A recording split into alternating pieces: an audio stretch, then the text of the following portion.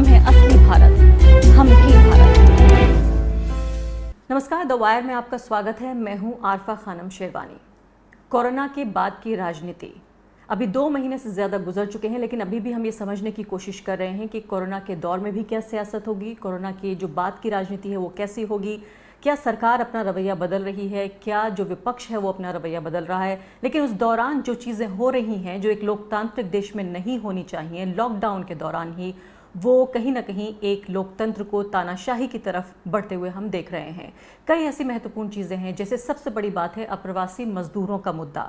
अदालतों से लेके विपक्ष से लेके सरकार तक ऐसा लगता है कि सब ने उन्हें छोड़ दिया है और एक तरीके से बिल्कुल जिसे कहते हैं बिना माँ बाप का बच्चा, ऑर्फन जिसे अंग्रेजी में कहते हैं, बिल्कुल उस तरह से छोड़ रखा है। दूसरी महत्वपूर्ण बात है छात्रों को लेकर। वो छात्र जो सीएए एनआरसी के विरोध प्रदर्शनों में शामिल रहे, उनको अलग अलग बहानों से उनके ऊपर आतंकवाद विरोधी कानून लगाकर जेल भेजने की लगातार कोशिशें हो रही हैं। ऐसे में विपक्ष क्या कर रहा है? ऐसे में जो डेमोक्रेटिक इंस्टीट्यूशंस हैं देश के, जो लोकतंत्र बनाते हैं, जो लोकतंत्र की इमारत बनाते हैं, वो क्या कर रहे हैं? मेरे साथ इन बेहद गंभीर सवालों पर चर्चा के लिए बेहद खास मेहमान मौजूद हैं। कन्हैया कुमार। कन्हैया, बहुत बहुत स्वागत है आपका। कन्हैया, सबसे पहले तो मैं यही शुरू करना चाहती हूँ आपसे कि कोरोना वायरस, अभी तक हम समझ रहे थे कि भारत को कैसे लड़ना चाहिए, पूरी दुनिया अभी भी समझ रही है, इस पर स्टडी ही हो रही है कि वैक्सीन बनेगा, क्या होगा। लेकिन इस दौरान जो 130 करोड़ लोग हैं भारत के, उनमें जो सबसे कमज़ोर लोग हैं वो सबसे ज़्यादा परेशान हो रहे हैं। आप इस पूरे तस्वीर को किस तरह से देखते हैं? सबसे पहली बात तो ये कि ये जो संकट है जो हमारे देश पर और पूरी दुनिया पर आया है, इसके चलते बहुत सारे लोगों को अपनी जान गंवानी पड़ी। और देश में जो लॉकडाउन शुरू हुआ उसके चलते भी अलग अलग घटनाओं में बहुत सारे मज़दूरों की जान जाने की खबरें आ रही हैं। जो लोग इससे लड़ने की कोशिश कर रहे हैं, जिनको हम लोग फ्रंट लाइन वॉरियर कहते हैं, उनमें से भी कई सारे लोगों की जान गई हैं, जैसे मुंबई पुलिस के जवानों की जान गई हैं। तो सबसे पहले ये सारे जो लोग जिन्होंने अपनी जान गंवाई है, उनके प्रति हम अपनी संवेदना व्यक्त करते हैं। और उनका जो परिवार है, उनको हम ये कहना चाहते हैं कि पूरा देश आपके साथ खड़ा है। जहाँ तक इस संकट का सवाल है, मुझे लगता है कि शुरू से ही इसको लेकर के एक कहते हैं कि चीज़ों को अंडर एस्टिमेट करके देखना, वो रवैया दुनिया की विभिन्न सरकारों का रहा है। ऐसा नहीं है कि सिर्फ हमारे देश की ये बात है। और ये रवैया इसलिए है कि कहीं ना कहीं जो लोग आज नीति निर्माता हैं, सत्ता पे बैठे हुए हैं, वो साइंटिफिक टेम्परामेंट को लैक करते हैं। वो साइंटिफिक चीज़ों को समझने की कोशिश नहीं करते हैं। जैसे भारत में ही जब ये चर्चा होनी शुरू हुई कि कोरोना का संकट यहाँ पैदा हो सकता है, तो बहुत सारे बड़े बड़े ब्यूरोक्रेट जो हैं, जिनसे हम लोगों का भी एक रास्ता है, उनसे बातचीत है, वो कहते थे अरे कोई नहीं, भारत में लोगों की इम्यूनिटी बहुत ज़्यादा है और जब टेम्परेचर बढ़ेगा तो अपने आप कोरोना मर जाएगा। उन्हीं को पॉलिसी बनानी है, उन्हीं को नीतियाँ बनानी है। और उनका जो ये रवैया है वो कहीं ना कहीं खतरे को कम करके देख रहा था।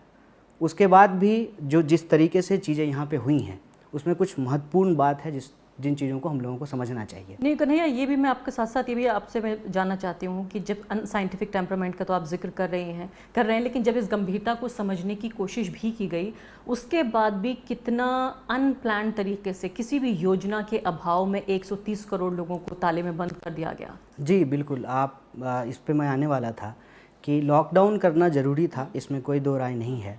लेकिन लॉकडाउन की भी एक तैयारी करने की ज़रूरत है। और ऐसा नहीं कि हम कि इस देश में किसी और देश का उदाहरण दे रहे हैं।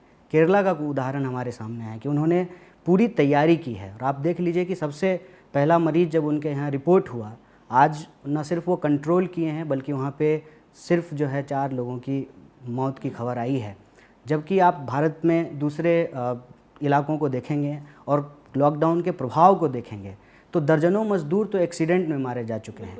और कोरोना के चलते जो लोगों की मौत हो रही है वो अपने आप में बहुत दुखद बात है। तो वायर पे 2 दिन पहले रिपोर्ट हमने छापी थी, जिसमें 3 दिन पहले 383 लोग मरे थे। और अभी जो है वो कल ही की बात है सिर्फ, कि ट्रकों में आपस में भिड़ंत हुई और 24 मजदूर मारे गए उत्तर प्रदेश में। जी, ट्रेनों पटरियों पे लोगों की जान जा रही हैं, सड़क की दुर्घटनाएं हो रही हैं, प्लांट चालू हो रहा है, गैस लीकेज से मजदूरों की मौत हो रही है।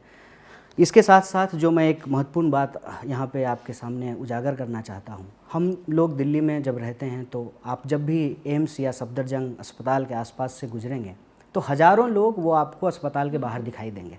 अब वो विक्टोरिया पार्क तो है नहीं कि लोग वहाँ घूमने के लिए आते थे, अभी जब आप जाएंगे वहाँ पे कोई लोग नहीं है। वो सारे पेशेंट कहाँ हैं, कहाँ गए वो? उनका क्या हो रहा है? और आप देखेंगे कि सही इलाज नहीं होने की वजह से जो लॉकडाउन का प्रभाव है, तो कोरोना से पहले ही जो उनको दूसरी तरह की बीमारियां हैं उसमें उन लोगों की जानें जा रही हैं। तो ये एक लॉकडाउन का इफ़ेक्ट है। अब लॉकडाउन करना ज़रूरी था, इसमें कोई दो राय नहीं है, लेकिन लॉकडाउन की एक तैयारी होनी बहुत ज़रूरी है। ऐसा कैसे होगा कि आप रात को 8 बजे अनाउंस करेंगे और 12 बजे से देश लॉकडाउन पे चला जाएगा? स्वाभाविक रूप से जो है एक अफरा तफरी होगी।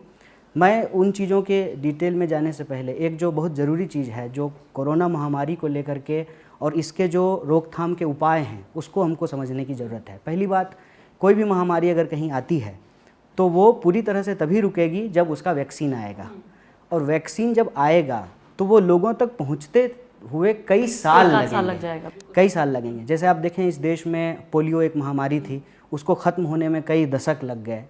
मान लीजिए कि आज अगर टीका आता है, आज अगर वैक्सीन आता है, तब भी इस देश के आखिरी व्यक्ति तक पहुँचते पहुँचते इसमें दशक लगेंगे।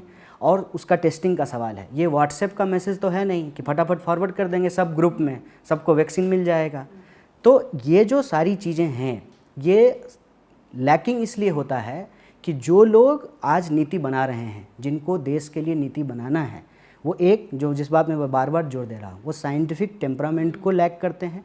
और दूसरी बात कि दशकों से इस देश में स्वास्थ्य व्यवस्था को इग्नोर करके रखा गया है। जो देश 1 से 1.5% अपने जीडीपी का हेल्थ पे खर्च करता हो, स्वाभाविक रूप से जब कोई महामारी आएगी तो अस्पताल की कमी हो जाएगी, डॉक्टर की कमी हो जाएगी, पीपीई किट की कमी हो जाएगी, और अचानक से अस्पताल पे जो है वो बर्डन बढ़ जाएगा। और ऐसा तो नहीं है कि कोरोना महामारी चल रहा है तो बाकी बीमारियां जो हैं वो पिकनिक मनाने के लिए चली गई है कि नहीं अभी कोरोना है तो हम नहीं होंगे लोगों को।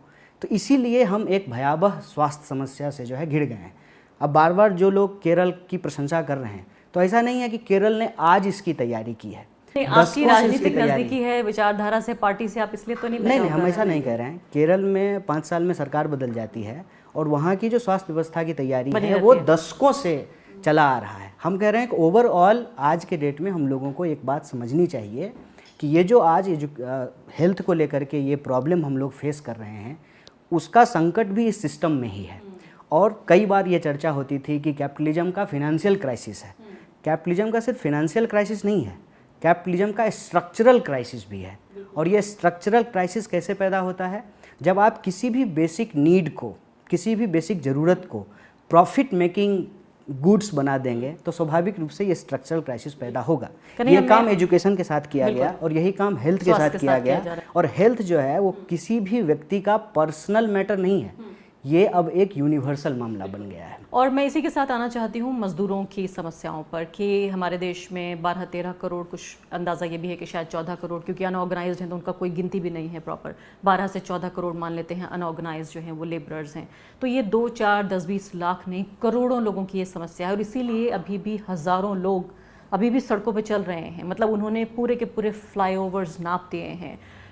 जो गर्भवती महिलाएं हैं सड़क पे बच्चे को जन्म दे रही हैं, बूढ़े लोग मर रहे हैं, लोगों के पैरों में छाले पड़े हुए हम देख रहे हैं।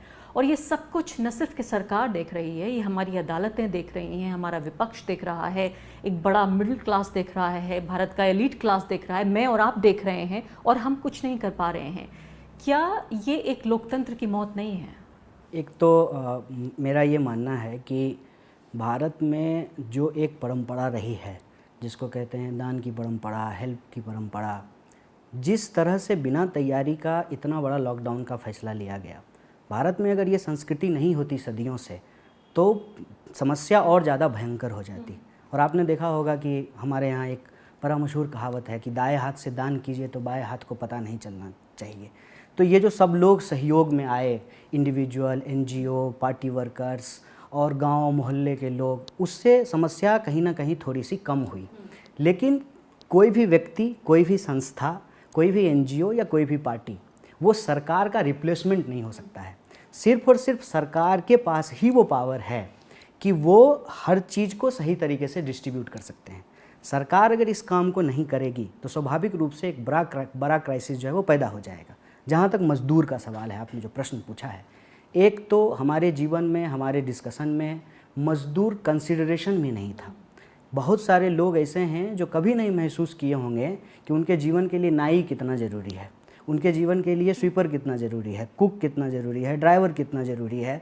ये अब उनको लॉकडाउन के दौरान एहसास किया होगा। तो वो जो कॉन्शियसनेस होना चाहिए मज़दूरों को लेकर के समाज में, वो कॉन्शियसनेस हमारे समाज में नहीं है। शायद यही वजह है कि जब पटरी पे मज़दूर कट जाते हैं तो लोग व्यवस्था से सवाल पूछने की बजाय कहते हैं कि पटरी पे सोए क्यों, पटरी सोने की तो जगह नहीं होती है।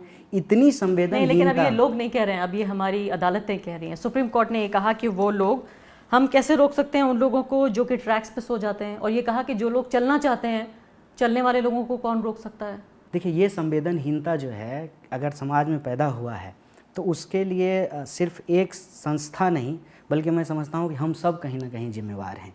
उसको मैं इस रूप में देखता हूँ कि एक तरफ कहा जा रहा है, लोग खूब इस पे तालियाँ बजा रहे हैं कि 20 लाख करोड़ का पैकेज आया है और इसमें मज़दूरों पे जो है करोड़ों रुपया जो है खर्च किया जाएगा। उससे बुनियादी सवाल ये है कि आप कहते हैं कि हम मज़दूरों की भलाई कर रहे हैं, तो मुझे कोई बताए कि मज़दूरों की सुरक्षा का कानून समाप्त करके मज़दूरों की भलाई कैसे हो सकती है। ये सबसे बुनियादी सवाल है, और ये आज नहीं शुरू हुआ है। मैं ऐसा नहीं कि मैं मौजूदा सरकार को इसके लिए सिर्फ जिम्मेवार मान रहा हूँ, ये दशकों से इस देश में हुआ है। लेकिन इस पे आर्ग्यूमेंट ये है कि भाई इंडस्ट्री जो है वो ख़त्म हो जाएगी, और इंडस्ट्री के लिए को बेहतर माहौल देने के लिए आपको लेबर लॉस ख़त्म करने होंगे, और ये भी बहुत अहम है। तो ये मत कहिए ना कि मज़दूरों की भलाई के लिए कर रहे हैं आप। लेकिन एक और अहम चीज़ मैं ये कहना चाहती हूँ कि बड़े इंडस्ट्रियलिस्ट अजीम प्रेमजी ने कहा है, पहली बात तो उन्होंने इसका विरोध किया। आप सोचिए, इंडस्ट्री ने विरोध किया कि आप लेबर लॉस को ख़त्म ना करें या उनको ना कमज़ोर करें। दूसरे, उन्होंने कहा कि इंडस्ट्री की प्राथमिकताओं में एक नहीं था ये, यानी आपने लेबर लॉस को कमज़ोर भी किया मज़दूरों के विरोध में, लेकिन इंडस्ट्री भी इससे कोई खुश नहीं है, अगर ये मान लिया जाए कि अजीम प्रेम जी उसको रिप्रेजेंट करते हैं। देखिए, हर चीज़ का एक गुड बैड पक्ष होता है। अब जब हम कैपिटलिज्म को एनालाइज करते हैं तो कैपिटलिज्म को चलाने वाले लोग, जो कैपिटलिस्ट लोग हैं, उनको भी ये बुनियादी समझ तो होगी ही कि अगर मज़दूर हमारी फैक्ट्रियों में काम करने के लिए नहीं आएंगे तो प्रोडक्शन कैसे होगा।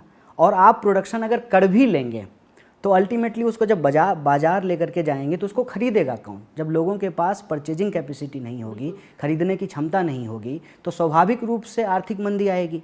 और इस आर्थिक मंदी से उबरने के लिए जो बड़ी बड़ी घोषणाएं की जा रही हैं, इन घोषणाओं की समस्या ये है कि अपने मन से तो जितना भी जीरो डालना है लोग डाल दें, लेकिन ग्राउंड पे उसका क्या रूपरेखा होगा, लोगों को कैसे वो प्राप्त होगा, लोगों को कैसे मिलेंगे, इन सवालों को नज़रअंदाज किया जा रहा है। जैसे हम ये जानते हैं कि हमारे देश का जो स्टॉक है उसमें भूखमरी की समस्या अभी नहीं है। हमारे पास कम से कम 6 महीने का अनाज का स्टॉक है, लेकिन उसके साथ ही ये भी खबर आ रही है कि लोग भूख से मरना शुरू कर दिए हैं। कोरोना से मरने से ज़्यादा आज उनके सामने संकट ये है कि वो भूख से अपनी जान को कैसे बचाएं। तो कहीं ना कहीं डिस्ट्रीब्यूशन एक बहुत बड़ा सवाल है। टीवी पे आकर के घोषणा करना तो आसान है, लेकिन उस घोषणा को योजना का रूप दे करके ज़मीन पे लागू कैसे करेंगे, ये बहुत बड़ा सवाल है। और हमारा मानना है कि अभी जो इकोनॉमिक स्लो डाउन आया है, इसमें जब तक लोगों के परचेजिंग कैपेसिटी को अप नहीं किया जाएगा, तब तक जो लिक्विडिटी की समस्या है, जो प्रोडक्शन की समस्या है, इससे ज़्यादा तो जो लोग आम यानी बिल्कुल जो ज़रूरत की चीज़ें हैं उसके अलावा बिल्कुल खर्च नहीं करना चाह रहे हैं। दूसरी बड़ी समस्या जो अब जैसे ही लॉकडाउन खोलते हुए आएगी वो मज़दूरों की कमी की होगी, क्योंकि जितने भी मज़दूर अपने घर लौट गए हैं उनमें से बहुत से वापस नहीं लौटना चाहते। और सबसे बड़ी समस्या ये है कि अगर आप फैक्ट्रियाँ खोल भी लेते हैं तो उनमें काम करने वाले लोग कहाँ से आएंगे। लेकिन एक जो बड़ा मुद्दा जिस पर बहुत लोग बात करने को तैयार नहीं हैं, वो मैं मुद्दा उठाना चाहती हूँ कन्हैया कुमार से। वो ये है कि जिस तरह से जो छात्र नेता हैं, और ख़ासकर छात्र हैं जो नेता भी नहीं हैं, उनमें बहुत ज़्यादा हाई प्रोफाइल नेता भी नहीं रहे, उनको किस तरह से UAPA के तहत, अनलॉफुल एक्टिविटीज़ प्रिवेंशन एक्ट के तहत, जो आतंकवादियों पर या आतंकवाद के निरोध के लिए जो कानून बना है वो छात्रों पर लग रहा है, उसको लेकर आखिर क्यों तमाम लोकतांत्रिक संस्थाएं वो क्यों खामोश हैं, क्यों विपक्ष खामोश है? क्या इन छात्रों की जगह, असली जगह जेल ही है? कन्हैया, कैसे देख रहे हैं आप इसको? देखिए, एक तो ये जो परिस्थिति आज हमारे सामने पैदा हुई है, मैं भाजपा के एक बड़े नेता का एक आर्टिकल पढ़ रहा था, क्या ऑडिसिटी है उसको देखिए। उन्होंने कहा कि विपक्ष को इस दौर में किस तरीके से अपनी भूमिका निभानी चाहिए। सत्ता पक्ष का एक आदमी आर्टिकल लिख रहा है कि विपक्ष को उसकी अपनी कैसी भूमिका निभानी चाहिए। बार बार ये कहा जाता है कि इस दौर में राजनीति नहीं होनी चाहिए। हम भी इस बात से एक हद तक सहमत हैं कि जब देश में कोई बहुत बड़ा संकट हो तो पार्टीजन पॉलिटिक्स नहीं होना चाहिए, पूरे देश को इकट्ठा होकर के उस समस्या से लड़ने की कोशिश करनी चाहिए। लेकिन आप देखेंगे कि कोरोना महामारी जो ही आया, जो ही इस देश में लॉकडाउन लगा, तो सबसे पहले बदले की राजनीति की शुरुआत सत्ता पक्ष के द्वारा की गई। पुराने मामलों को निकाल करके न सिर्फ स्टूडेंट लीडर को, बल्कि मानव अधिकार के जो कार्यकर्ता हैं, जो बुद्धिजीवी हैं, पत्रकार हैं, किसी भी चीज़ का रिपोर्टिंग करने के चलते न सिर्फ उनका न्यूज़ पोर्टल बंद किया गया, बल्कि उनके ऊपर सेडिशन जैसे केस किए गए। अब ये बात अपने आप में जो है आज स्पष्ट हो चुकी है। सरकार कह रही है कि मज़दूरों की मदद कीजिए, सरकार कह रहे हैं कि गरीबों की मदद कीजिए। यही बात कोई व्यक्ति कह दे कि आप सरकार मज़दूर की मदद कीजिए और गरीब की मदद कीजिए, तो उसको देशद्रोही कहना शुरू कर देते हैं। ये कहना शुरू कर देते हैं कि आप राजनीति कर रहे हैं। राजनीति, बदले की राजनीति संकट के दौर में होना, ये अपने आप में बहुत दुख की बात है। ये लगातार हो रहा है। आप जामिया के स्टूडेंट को देख लीजिए, किस तरीके से उनको पुराने मामलों में जो है बेसिर पैर के तर्क के साथ जो है उनको गिरफ्तार किया गया है, और ख़तरनाक कानून के तहत, मतलब ऐसा लगता है जैसे वो कोई दुर्दांत अपराधी हों, कोई आतंकवादी हों।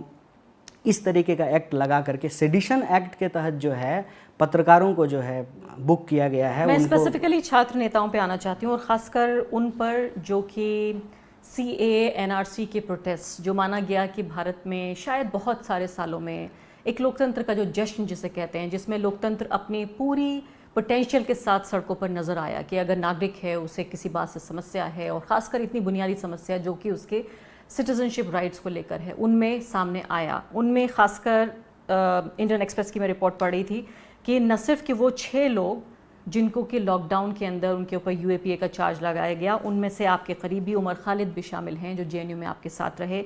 इसके अलावा मीरान हैदर और सफूरा जरगर, 3 महीने की प्रेग्नेंट ये लड़की जो कि कोऑर्डिनेटर थी, ऐसा बताया जाता है, या एक शामिल थी, एक हिस्सा थी NTCA NRC प्रोटेस्ट का, उसको भी जेल में बंद किया गया है। इसमें जामिया कोऑर्डिनेशन कमेटी, PFI, आयसा और जामिया और JNU के दर्जन भर से ज़्यादा ऐसे छात्र हैं जिन पर पुलिस की नज़र है। उनमें से एक चंदन कुमार ने इस बात को बाकायदा बोला है कि उसको दिल्ली पुलिस की जो स्पेशल ब्रांच है उसने बुलाने की कोशिश की। उसने कहा कि वो वीडियो कॉन्फ्रेंसिंग के ज़रिए पेश होना चाहता है, उसको इस बात के लिए इजाज़त नहीं मिली। देखिए, ये एक तो जब हम लोग मज़दूर, इकॉनमी और कोरोना संकट उस पर चर्चा कर रहे थे, उस दौरान मैं एक बार बार बार बोलने की कोशिश कर रहा था। साइंटिफिक टेम्पर, मज़दूर होने का कॉन्शियसनेस, ये सब चीज़ सिखाता कौन है? यूनिवर्सिटी सिखाती है। इसीलिए आप देखेंगे कि हर बार सरकार के निशाने पे देश के विश्वविद्यालय रहते हैं। ये विश्वविद्यालय निशाने पे क्यों रहते हैं? इसका सबसे बड़ा उदाहरण मैं अपना स्वयं आपको बताता हूँ। अगर मैं JNU में नहीं पढ़ा होता तो मैं भी इन्हीं प्रवासी मज़दूरों के साथ झोला लेकर के उन्हीं पटरियों पे, उन्हीं सड़कों के किनारे चलते हुए अपने गांव पहुंचने की जद्दोजहद कर रहा होता।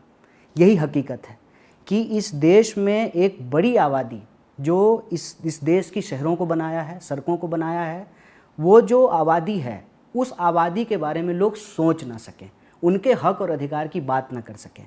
और ऐसा करते हुए विश्वविद्यालय पहले पाए गए हैं, CAA NRC के दौरान भी पाए गए हैं। तो सरकार को लगता है कि ये जो कोरोना महामारी है, ये जो संकट है, एक बड़ा सवाल सरकार के ऊपर खड़ा हो सकता है। ये सवाल कौन खड़ा करेगा? ये सवाल खड़ा करेंगे ये जो लोकतंत्र के भीतर किसी पार्टी के द्वारा खड़ा किए गए विपक्ष नहीं है, ये डिसेंट के फॉर्म में एक विपक्ष के रूप में आज खड़ा हुए हैं। ये अगर बाहर रहेंगे तो स्वाभाविक रूप से सरकार से जब CAA NRC पे सवाल कर रहे थे तो वो कोरोना पे भी सवाल करेंगे। वो ये सवाल भी करेंगे कि संबित पात्रा घर में बैठ करके मास्क सिल रहे हैं, जबकि वो डॉक्टर हैं। अभी उनको जा करके हॉस्पिटल में लोगों का इलाज करने में मदद करना चाहिए। वो हर दिन TV पे बैठ करके बिना सिर पैर की बात करके सरकार को कुतर्क से जो है सही साबित करने की कोशिश करते हुए नज़र आते हैं। दूसरे डॉक्टर हैं डॉक्टर कफील, जो जेलों में बंद पड़े हुए हैं, जो अलग अलग समस्याओं के दौरान, चाहे बिहार में बाढ़ आई हो, चाहे बिहार में चमकी बुखार आया हो, वो खड़ा होकर के लोगों की मदद कर रहे थे। तो ये जो एक बाइनरी है, इसको हम लोगों को समझना पड़ेगा। लेकिन ये 2 पहलू हैं इसके। पहली बात तो मैं ये जानना चाहती हूँ कि क्या इन लोगों को दिल्ली हिंसा की बात कह के, और दिल्ली पुलिस कह रही है कि हमने बहुत साइंटिफिक, हमारे पास एविडेंस है जिसके आधार पर हम ये कह रहे हैं, तो क्या इनको CAA NRC प्रोटेस्ट में सज़ा के तौर पर, प्रोटेस्ट में हिस्सा लेने के लिए सज़ा के तौर पर इनके ऊपर ये मुकदमे दायर किए जा रहे हैं? पहली बात। या फिर लॉकडाउन खत्म होने के बाद ये पूरा आंदोलन फिर से खड़ा ना हो जाए, तो इसकी रीढ़ की हड्डी तोड़ दी जाए, क्योंकि यही जो एक्टिविस्ट हैं यही इसकी रीढ़ की हड्डी थे, ये कोशिश की जा रही है। दोनों में से कौन सी तस्वीर आपको ठीक लगती है? देखिए, एक बात तो ये है कि लॉकडाउन के बाद देश और दुनिया की राजनीति पूरी तरीके से बदल जाएगी, और सिर्फ राजनीति नहीं बदलेगी, ऑफिस का कल्चर बदल जाएगा, काम करने का तरीका बदल जाएगा, लोगों का सोशल बिहेवियर बदल जाएगा। और मुझे तो एक बात जो बार बार लग रही है, जो इस दौरान बहुत सारे लोगों के द्वारा नहीं बोली जा रही है, मुझे तो लगता है कि हमारे देश में मानसिक तनाव जो है एक सबसे बड़ा महामारी का रूप धारण करने जा रहा है। एक बहुत बड़ी समस्या जो है ये, चूँकि 45 साल में सबसे ज़्यादा बेरोज़गारी देश में पहले से थी, इकॉनमी का जिस तरीके से आज दिवाला निकला है, जिस तरीके से लोगों के काम धंधे बंद हुए हैं, मुझे लगता है कि मानसिक तनाव जो है बहुत बड़ी समस्या बनने जा रही है। तो आगे लॉकडाउन के बाद क्या होगा, फिर से प्रोटेस्ट खड़ा हो जाएगा, मुझे ये संभावना थोड़ी छीन लगती है। ये संभावना मुझे ज़्यादा प्रबल लगती है, जिस वजह से हमेशा अपोजिशन को काउंटर किया जाता है, टारगेट किया जाता है। जैसे मैं उदाहरण देता हूँ आपको कि जो ही लॉकडाउन शुरू हुआ, एक पोस्टर जो है वो इंटरनेट पे घूमना शुरू हुआ, कुछ लोगों का पिक्चर लगा करके कि ये लोग कहाँ हैं। ऐसा लग रहा था कि वो सारे लोग जो हैं वो देश के स्वास्थ्य मंत्री हैं, गृह मंत्री हैं, वित्त मंत्री हैं, उनकी जिम्मेवारी है देश को चलाना। उसके बाद सबसे भोंडी तस्वीर जो आनी शुरू हुई कि एक केला लेकर के 18 आदमी, 9 आदमी दाएं से, 9 आदमी बाएं से, और बीच में बेचारा एक गरीब मजदूर, उस 18 आदमी एक केला उस मजदूर को देते हुए फ़ोटो खिंचा रहे थे। ये दोनों चीज़ क्यों किया गया? इसको कहते हैं एक तीर में दो शिकार करना। इसको इसलिए किया गया, पहला ये कि सरकार से लोग सवाल पूछना बंद कर देंगे कि स्वास्थ्य मंत्री कहाँ है, देश का लेबर मिनिस्टर कौन है। अगर मैं हठास आपसे पूछ दूं तो आपको भी ना याद हो, बताइए कौन है लेबर मिनिस्टर। लोगों को पता नहीं कि देश का लेबर मिनिस्टर कौन है। हजारों लाखों मजदूर पैदल चले जा रहे हैं। इन चीज़ों पे सवाल कौन खड़ा कर सकते हैं? इन चीज़ों पे वही लोग सवाल खड़ा कर सकते हैं जिनको वॉइस ऑफ डिसेंट इस देश में कहा जाता है। उस वॉइस ऑफ डिसेंट को क्रिमिनलाइज करने के लिए एक पुराने मामले में, जहां उनकी उस तरीके से कोई गलत भागीदारी नहीं है, ठीक है, क्या है नहीं है जांच होगा, न्यायालय को अपना काम करने के लिए दीजिए, लेकिन लॉकडाउन के बीच में ऐसा क्यों करना पड़ा? जब आप कह रहे हैं कि जेल से कैदियों को छोड़ना पड़ रहा है, काहे भाई कि जेल में कोरोना ना फैल जाए, और अंडर ट्रायल्स को रिहा किया जा रहा है। न सिर्फ कि भारत में, पूरी दुनिया में रिहा किया गया। और यहाँ आप जबरदस्ती पकड़ पकड़ के लोगों को, जो बीमार लोग हैं उनको पकड़ पकड़ के जो है आप जेल में बंद कर रहे हैं। नहीं, कन्हैया, एक बहुत साफ सवाल ये भी पूछना चाहती हूँ कि जिन एक्टिविस्ट को पकड़ा गया है उनमें 90% जो है वो मुस्लिम हैं, और इन मुस्लिम एक्टिविस्टों पे इल्ज़ाम ये लगाया जा रहा है कि ये दिल्ली हिंसा में शामिल रहे, इसकी वजह से इनके ऊपर यूएपीए के तहत इनके ऊपर जांच ये दिल्ली बेस्ड हुआ है।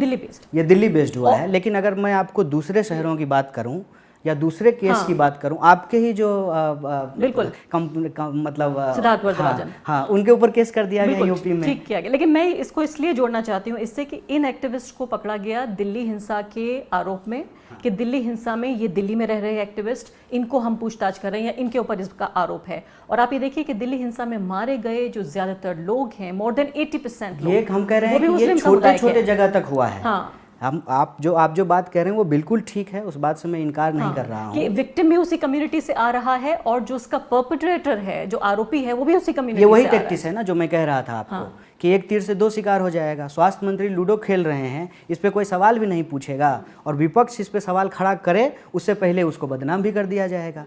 तो यही पॉलिसी दिल्ली में अपनाई गई है कि अब कौन जो है वो पता नहीं, एक मिनिस्टर साहब, चीफ मिनिस्टर साहब के बेटे हैं यहाँ पे, या जो हमारे वित्त राज्य मंत्री हैं, या जो वो एक मिश्रा जी हैं, तो उन लोगों के ऊपर कोई कार्रवाई नहीं हुई, तो उनको बचा भी लिए। दिल्ली दंगा के पूरे मामले से उनको बचा भी लिया, और जो लोग बोल रहे थे उनको फंसा भी दिया। तो एक तीर से दो शिकार हो गया। मैं कह रहा हूँ, लेकिन ये सिर्फ दिल्ली में नहीं हुआ है, ये पूरे देश में हुआ है। मैं अगर बेगूसराय का एग्जाम्पल लूँ तो 2 कस्टोडियल डेथ का मामला है। एक लड़के का जो है इंटर कास्ट मैरिज का मामला था, उसको पुलिस पकड़ करके ले गई। पुलिस में उस थाने में कस्टडी में जो है उसकी लाश पंखे से लटकी हुई मिली। ये अपने आप में एक बहुत बड़ा सवाल खड़ा करता है। फिर दूसरा लड़का जो इस मामले को उठाया, उसको भी पुलिस पकड़ करके ले गई, और ये कहा जाता है कि उसके साथ मारपीट हुई और फिर इलाज के दौरान जो है उसकी मौत हो गई। आप गुजरात में देखिए, एक न्यूज़ पोर्टल चलाने वाले पत्रकार के ऊपर जो है वो सेडिशन का केस उसको दर्ज उसके किया गया। वकील से भी नहीं मिलने दिया जा रहा है। हाँ, तो मैं इसको मैं यही एक चाहता ही हूँ तरह कि से देखते हैं आप इन सब चीज़ों को? जी, मेरा मानना है कि इस देश में जो वॉइस ऑफ डिसेंट हैं, जो इस देश के कमज़ोर तबके के लोगों की हक की बात करते हैं, चाहे वो मजदूर की बात करें, चाहे वो माइनॉरिटी की बात करें, चाहे वो दलित की बात करें, चाहे इस देश के जो आम लोग हैं फ्री उनके प्रेस हक और अधिकार की और बात फ्री करें, प्रेस के ऊपर भी जिस उन तरह से हमला तमाम लोगों को कहीं ना कहीं किसी न किसी रूप में टारगेट करके उनको पकड़ा जा रहा है। और उनके पकड़ने से क्या हो रहा है, जो दूसरे तरह के लोग हैं उनके भीतर डर भी पैदा किया जा रहा है कि आप अगर अभी कुछ बोलेंगे तो आपके ऊपर पेंडेमिक एक्ट लगा दिया गया। जैसे बहुत सारे लोगों ने इस दौरान जगह जगह पे, हमारे साथियों ने जो मदद कर सकते हैं वो कर रहे हैं। दिन भर हम लोग जो है फ़ोन पर लोगों की मदद करने की कोशिश करते रहते हैं, राशन पहुंचाना, दवाइयाँ पहुंचाना, लोगों को एक जगह से दूसरे जगह कैसे पहुंचाया जा सकता है उसकी व्यवस्था करना। लेकिन एक चीज़ जो मैंने महसूस किया कि अक्सर हमारे लोग भी हमसे पूछते हैं कि देखिए ना, कह रहा था कि आपकी कोई तस्वीर नहीं आई है आटा देते हुए। तो हम बोले ये तो बड़ी जो है सही है, मैंने भी आपकी कोई तस्वीर नहीं हाँ, देखी। तो ये उधेड़बुन वाली आप स्थिति कहाँ है हैं? ना। आपका वो बोर्ड लगना चाहिए बाहर के। हाँ वही है, मतलब आटे के पैकेट के ऊपर हम अपना फोटो लगा देते हैं। तो मेरा कहना है कि रात को डकैती करें और सुबह में जो है वो पूजा दे दें या दान करें या लोगों को खाना खिलाते हुए मिले, ये धंधा नहीं करना है। ये राजनीति ही अगर करना होता तो हम लोग जो है डिसेंट की लड़ाई और डेमोक्रेसी की लड़ाई और चीज़ों को डेमोक्रेटिक करने की लड़ाई नहीं लड़ रहे। तो कन्हैया ये बताइए कि इस पूरे माहौल में जहां लोकतांत्रिक तरीके से चुनी गई लोकतांत्रिक सरकारें, जिसमें हम बार बार सीना ठोक के कहते हैं हम दुनिया का सबसे बड़ा लोकतंत्र है जो हम हैं, ऐसे में जो तानाशाही प्रवृत्तियां नज़र आ रही हैं, जैसे कि कॉन्स्टिट्यूशन अगर पहले से ही कमज़ोर नहीं कर दिया गया, जो इस पूरे पैंडेमिक को एक तरह से बहाना बनाकर किया जा रहा है, ऐसे में विपक्ष का क्या रोल है, आपके जैसे लोगों का क्या रोल है? देखिए, एक बात तो ये है कि सरकार आज समझे कि कल समझे, विपक्ष आज समझे कि कल समझे। ये जो संकट आज हमारे सामने खड़ा हुआ है, ये लड़ाई एक पार्टी का दूसरे पार्टी के खिलाफ से होने से ज़्यादा ये लड़ाई आज मानव बनाम नेचर का हो गया है। जिस तरीके से हमने नेचर का हवा निकाला है, उसकी धज्जियाँ उड़ाई हैं, स्वाभाविक रूप से इस तरह के संकट लगातार हमारे जीवन में पैदा हो सकते हैं। इसीलिए आज हमारा जो पहला कॉन्ट्रडिक्शन है जीवन का, वो बन चुका है ह्यूमैनिटी वर्सेस नेचर। दूसरा ये है इंडिविजुअल वर्सेस स्टेट। मैं ये समझ रहा हूँ कि पोस्ट पेंडेमिक जो सिचुएशन होगा उसमें इंडिविजुअल राइट्स को लेकर के सारे इंडिविजुअल्स को एक नए तरीके का कलेक्टिव फॉर्म करके स्टेट से अपने राइट को लेकर के बार्गेन करना पड़ेगा। वो बार्गेनिंग सिर्फ इस फॉर्म में नहीं होगा कि हमको वोट देने का अधिकार है और हमको सरकार चुनने का अधिकार है, सिर्फ इतनी सी बात नहीं है। इसमें जो आज हमारी नई तरह की ज़रूरतें पैदा हुई हैं, उसमें राइट टू प्राइवेसी का क्वेश्चन है, उसमें जो है हमको फ्री इंटरनेट का सवाल है, उसमें जो है आज फिजिकल लेबर जब कम हो जाएगा और वर्चुअल लेबर की जो है संख्या बढ़ जाएगी तो हमको नए तरह का लेबर कानून का ज़रूरत पड़ेगा। ये तो नया कानून बनाने का छोड़ दीजिए, ये जो पुराना कानून है उसको भी समाप्त कर रहे हैं। तो एक नए तरह का लड़ाई जो है वो शुरू होने वाला है। पूरी दुनिया में भी इस तरह की चर्चा हो रही है कि लोग जो हैं वो प्रोग्रेसिव मूवमेंट्स अलग से बना रहे हैं, फोरम्स बना रहे हैं। मैं आज ही पढ़ी थी अरुंधति रॉय, नोम चॉम्स्की और इसके अलावा 2-4 और लोगों ने कहा है कि जो प्रोग्रेसिव ताकतें हैं पूरी दुनिया में उनको इकट्ठा होना होगा, क्योंकि कहीं ना कहीं जो कोरोना वायरस, लॉकडाउन, इस सब के मद्देनज़र बड़े बड़े लोकतंत्र दुनिया के, जिनको इस बात को लेकर गर्व है कि लोकतांत्रिक उनके ट्रेडिशंस रहे हैं, वहाँ भी तानाशाही प्रवृत्तियाँ जन्म ले रही हैं। भारत में विद इन इंडिया ऐसी कोई तानाशाह पहले ही आ गए थे। हाँ। इसीलिए मैंने अपनी बातचीत के शुरू में ही एक बात कहा कि जो दुनिया की इकोनॉमी का फिनेंशियल क्राइसिस है, जो मार्केट का क्राइसिस है, वो ऑलरेडी दुनिया के अलग अलग हिस्सों में एक ऑथोरिटेरियन पावर को ले आया था। अब वो ऑथोरिटेरियन पावर जो है वो और अपने आप को मजबूत करने की कोशिश कर रहा है इस पेंडेमिक के आड़ में। क्या लोगों की जो असुरक्षा की भावना है इसका फ़ायदा उठाकर? स्वाभाविक रूप से आज जिस तरीके का फियर साइकोसिस है महामारी को लेकर के, जॉब को लेकर के, दूसरी तरह की सिक्योरिटीज़ को लेकर के, तो उसमें लोग जो हैं वो रिजीम बदलने का रिस्क नहीं लेते हैं। और आप देखेंगे कि जिस तरीके का आज हमारे देश में लोगों के पास इंटरनेट की एक्सेसिबिलिटी है, जो प्रोपेगेंडा का रोल है, तो उसमें आप देखेंगे कि जो अथॉरिटी के पक्ष में बात करने वाले लोग हैं उनका जो प्रोपेगेंडा का कैपेसिटी है वो ज़्यादा पावरफुल है। इसीलिए आप देखेंगे कि सरकार चाहे कुछ नहीं करे लेकिन सिर्फ आ करके कुछ घोषणा कर दे तो उसकी वाहवाही होनी शुरू होती है। मैं तो कहता हूँ कि किसी दिन प्रधानमंत्री आ जाएं स्क्रीन पे और कुछ ना बोलें, 2 मिनट का मौन धारण करके चले जाएंगे, फिर भी शाम को पत्रकार ये कहेंगे वाह क्या बात किया है प्रधानमंत्री ने, वाह क्या बात। उनकी खामोशी की ज़बान को समझना चाहिए। खामोशी, उनके चेहरे को पढ़ते हैं आप। माने 20 लाख करोड़ और मंत्रियों की हालत ये है कि उनको ये तक नहीं पता है कि देश में 80 करोड़ परिवार नहीं है। देश में 80 करोड़ परिवार होते तो देश की आबादी जो है 350 करोड़ से ज़्यादा जाती। इतनी बेसिक जानकारी नहीं है। और आप मुझे बताइए कि कौन सी मिनिस्ट्री कौन सा काम कर रहा है। रही बात विपक्ष का, हाँ, मेरा ये नहीं है कि मैं सरकार के ऊपर सवाल खड़ा कर दूं, लेकिन अभी 4 साल बाकी हैं। अगर आप अगला चुनाव भी लड़ेंगे तो 4 साल तक क्या करेंगे आप? क्योंकि मसला ये है कि जो विपक्ष की और विरोध की राजनीति है, जो असहमति का पूरा माहौल है, उसे जिस तरह से दबाया जा रहा है, ऐसे में कन्हैया कुमार जैसे लोग कैसे रेलेवेंट रहेंगे? देखिए, सबसे पहली बात तो यह है कि उनको नया तरीका ढूंढना पड़ेगा। ये जो पुराना तरीका है, पुराना स्टाइल है कि जो है 2-3 हज़ार लोग जंतर मंतर पे जमा कर लिए, उसके बाद जो है सरकार पे एक दबाव बना, आपके जैसे जो कुछ चैनल हैं वहाँ पे न्यूज़ कवर हो गया। वैसे भी बहुत सारे जो लोग DNA करते हैं वहाँ तो न्यूज़ आती नहीं है, जिनका व्यूअरशिप ज़्यादा है, तो वहाँ भी जो है एक्टिविटी आप करते थे लेकिन सरकार के पास पहुँच जाती थी, फिर थोड़ा सा जो है सरकार आगे लोग पीछे, ये चलता रहता था। अब इस पूरा का पूरा तरीका जो है वो बदल जाएगा। लेकिन एक बात ध्यान में रखना पड़ेगा, जो बहुत, इसलिए हम कहते हैं कि हम लोग 2 धारी तलवार पे जा कर के खड़े हो गए हैं।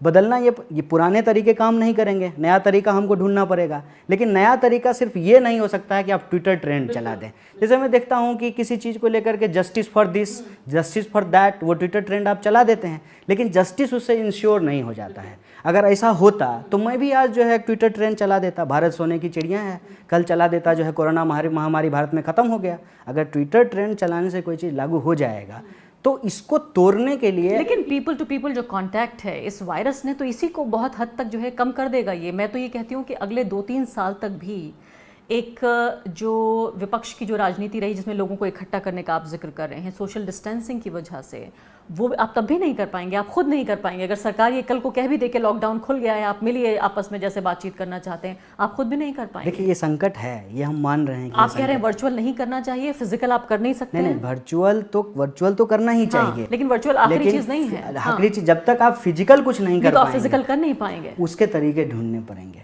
उसका तरीका लोगों को इजाद करना पड़ेगा। उस नए तरीके पर गए बिना विपक्ष तो अपना रेलेवेंस को खो देगा। सत्ता का क्या है कि इमरजेंसी मान लीजिए घोषित कर दे, चुनाव ना भी हो तब तक जो है यही इंटरिम प्राइम मिनिस्टर के रूप में काम करते रहेंगे। बाकी मिनिस्टर तो वैसे भी काम नहीं करते हैं, उनकी ज़रूरत भी नहीं है, तो सरकार अपना चलता रहेगा, 1 पर्सन सेंट्रिक गवर्नमेंट। लेकिन जो लोगों के डेमोक्रेटिक राइट हैं वो कैसे वो एक्सेस करेंगे, उसका क्या तरीका होगा। बिजनेस और मार्केट ने उसको आज अडॉप्ट कर लिया है। जैसे जूम पर ज़्यादातर मीटिंग हो रही हैं, जूम पे जो है, जूम पे लोकतंत्र तो नहीं चल सकता, लेकिन जूम पे प्रोटेस्ट कैसे होगा। हाँ। कुछ जगह पे जैसे हमारे यहाँ बिहार में, बेगूसराय में कई सारे मामलों को लेकर के लोग घर में ही एक दिन का उपवास करते थे और उसको जूम पर जो है ज्वाइन कर लेते थे। अगर शराब की पार्टी जूम पे लोग कर रहे हैं तो एक दिन का भूख हड़ताल भी जूम पे लोग कर रहे हैं। लेकिन ये जो हमारा पूरा का पूरा जो ऑनलाइन सिस्टम है, जो डिजिटल सिस्टम है, इस पर सरकार का ज़बरदस्त कंट्रोल है। ये हम लोगों को समझना बहुत ज़रूरी है। इसीलिए मैंने कहा कि पोस्ट लॉकडाउन जो है वो विपक्ष के सवाल भी बदल जाने चाहिए। पहले इकोलॉजी उनके मैनिफेस्टो में सबसे ऊपर होना चाहिए। दूसरा, राइट टू प्राइवेसी जो है उनके मैनिफेस्टो में ऊपर होना चाहिए। तीसरा, फ्री इंटरनेट एक्सेस बिना किसी के कंट्रोल का, कि सरकार को ऐसा नहीं हो कि अपना ट्विटर ट्रेंड ऊपर करा दे, दूसरे का ट्विटर ट्रेंड नहीं। लेकिन आरोग्य सेतु ऐप जो है आपके मेरे फ़ोन में है। अभी आप ये बताइए कि इस ऐप के साथ कैसे आप ये इंश्योर करेंगे कि आपकी प्राइवेसी पे कोई हमला नहीं हो रहा है। जो लोग एनआरसी के खिलाफ मालूम है, कल ये ऐप पत्रकारों से लड़ रहा था, ट्विटर पर ऐप लड़ रहा था, मतलब इस तरह की हॉस्टाइल भाषा में वो बात कर रहा था पत्रकारों से। आप इसके पीछे कौन व्यक्ति है आप पता नहीं लगा सकते। ऐप का जो ट्विटर हैंडल था वो पत्रकारों से लड़ रहा था। मैं वही कह रहा हूँ कि अगर आज के ज़माने में विपक्ष अपने डिमांड को रीफॉर्मुलेट नहीं करेगा तो बहुत सारे ऐसे सवाल हैं जो इरेलीवेंट हो गए हैं और बहुत सारे नए सवाल रेलिवेंट होकर के पैदा हो चुके हैं। उसमें मैं यही कहने की कोशिश कर रहा हूँ कि जो लोग एनआरसी सीए पे इतना बड़ा प्रोटेस्ट किए हैं तो उसका अल्टीमेट उद्देश्य क्या था। अल्टीमेट उद्देश्य ये था कि सरकार जो है वो एक तरीके से आपकी जासूसी कर सके, आपका पूरा डेटा जो है उसके पास हो और अपने तरीके से उस डेटा का वो मिसयूज कर सके। ठीक है, गरीबी, अमीरी, बेरोजगारी, क्या स्थिति है इस देश में आम लोगों की वास्तविक, वो लोगों के पास आंकड़ा ही ना हो। लेकिन अभी आप ये देखिए कि अब वो करने की ज़रूरत क्या है। जब आरोग्य सेतु ऐप है तो वैसे ही हर किसी का सर्विलांस किया जा सकता है, उसकी कोई ज़रूरत नहीं है। चलिए करिए, आखिरी सवाल, बिल्कुल समय नहीं है, कि जो लोकतंत्र का भविष्य है भारत में, दुनिया के सबसे बड़े लोकतंत्र में, वो क्या है, बहुत संक्षेप में? देखिए, एक बात तो अभी जितने सारे रिसर्च आए हैं उस पर जो हम लोग समझ पा रहे हैं, दुनिया या तो थोड़ा एनार्किज्म की तरफ भी जा सकता है या फिर दुनिया डिजिटल डेमोक्रेसी की तरफ भी जा सकती है। उसके लिए चैलेंजेस ये हैं कि जो भारत में भी बहुत बड़ा चैलेंज है कि हम फेक न्यूज़ से कैसे काउंटर करें, लोगों के दिमाग में अपने सिटीजन होने का जो कॉन्शियसनेस है, जो चेतना है, उसको कैसे मजबूत करें, सरकार के जो अलग अलग इंस्टीट्यूशंस हैं उसको कैसे और ज़्यादा डेमोक्रेटाइज किया जाए, और जो बेसिक इशूज़ हैं, रोटी, कपड़ा, मकान, शिक्षा, स्वास्थ्य, सड़क, बिजली, पानी और पर्यावरण, इन सवालों पर कैसे सरकार जो है एक साइंटिफिक टेम्परामेंट के आधार पर पॉलिसीज़ बना करके जनता के लिए काम करे। और उसके लिए विपक्ष को भी अपनी एक तैयारी करनी पड़ेगी, नए तरीके से उसको सोचना पड़ेगा। ठीक है, लॉकडाउन की मजबूरी है कि लॉकडाउन में हम नहीं निकल सकते हैं, लॉकडाउन में निकलेंगे तो ये चिल्लाने लगेंगे कि हम ही लॉकडाउन तोड़ दिए। ठीक है, लेकिन लॉकडाउन में निकले बिना हम कैसे अपने बेस को कंसोलिडेट कर सकते हैं, लोगों की मदद कैसे कर सकते हैं, और लोगों की मदद करते हुए सरकार से ये सवाल भी कैसे पूछ सकते हैं कि आपको ये काम इस तरीके से करना चाहिए। ये पॉलिटिकल फ्रेमवर्क। कन्हैया कुमार, आपका कि सरकार को क्या करना चाहिए, इस पर बहुत कम बात हो रही है। विपक्ष को क्या करना चाहिए, क्योंकि सरकार तो हम जान रहे हैं क्या कर रही है, लेकिन विपक्ष भी जिस तरह से लॉकडाउन में चली गई है पूरी तरीके से, ये जो है लॉकडाउन से जरूर उनको उभरना होगा। बहुत बहुत शुक्रिया आपका। द वायर के और वीडियोस देखने के लिए सब्सक्राइब करें